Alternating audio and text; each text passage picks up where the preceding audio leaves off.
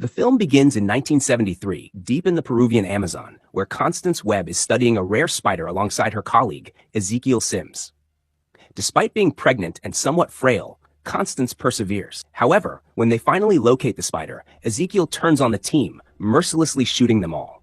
Constance, desperately trying to retrieve the spider from him, is also shot and left for dead.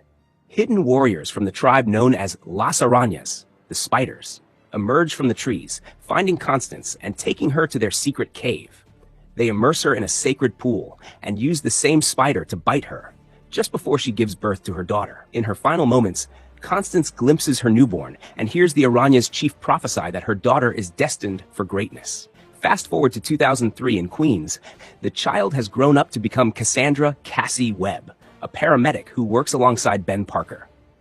After handling an emergency, Cassie and Ben return to the hospital, where the son of a patient presents Cassie with a drawing to thank her for helping his mother. Cassie, though awkward about it, reluctantly accepts the picture after Ben's encouragement. Ezekiel now resides in New York, plagued nightly by nightmares of 3 young women with spider-like abilities attacking and killing him.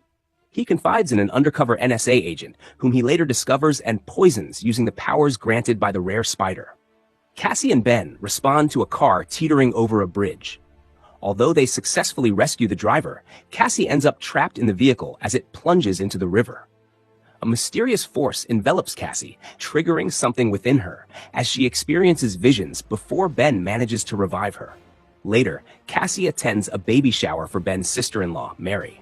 During the party games, she makes things uncomfortable by mentioning her mother's death during childbirth, leaving Mary uneasy. Cassie then experiences a sense of déjà vu, believing a moment she just witnessed had already happened. When a fire breaks out nearby, Cassie and Ben rush to respond.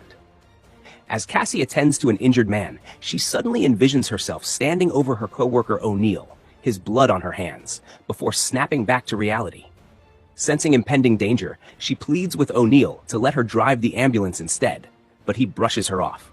Moments later, a truck crashes into O'Neill's ambulance, killing him before Cassie can reach him. Shattered by O'Neill's death, Cassie returns home, terrified by her inability to control these visions. She then experiences another one, seeing a bird crash into her window and die. Realizing it's a premonition, she leaves the window open, allowing the bird to fly in and out, confirming she can change the outcome of her visions. Ezekiel, now working with his assistant Amaria, uses facial recognition technology to track down potential threats. They identify 3 teenagers, Julia Cornwall, Anya Corazon, and Martha Maddie Franklin. Cassie, boarding a train just as these girls do, sees a vision of Ezekiel killing them all. Acting quickly, she ushers them off the train, but the girls suspect Cassie is trying to abduct them. Their suspicions are shattered when they witness Ezekiel, clad in a black Spider-Man-like suit, crawling on the ceiling and murdering police officers. Cassie commandeers a cab and convinces the girls to escape with her. After a tense getaway, Cassie takes them to the woods, attempting to explain her visions. The girls soon realize they know Cassie from different contexts. Julia is the stepdaughter of Cassie's recent patient. Anya recognizes her as the woman who leaves junk mail in her building, and Maddie recalls nearly being hit by Cassie's ambulance while skateboarding. Cassie leaves the girls in the woods for their safety while she investigates further. Cassie returns to her apartment and discovers photographs and journals belonging to her mother, Constance, including a picture of her with Ezekiel.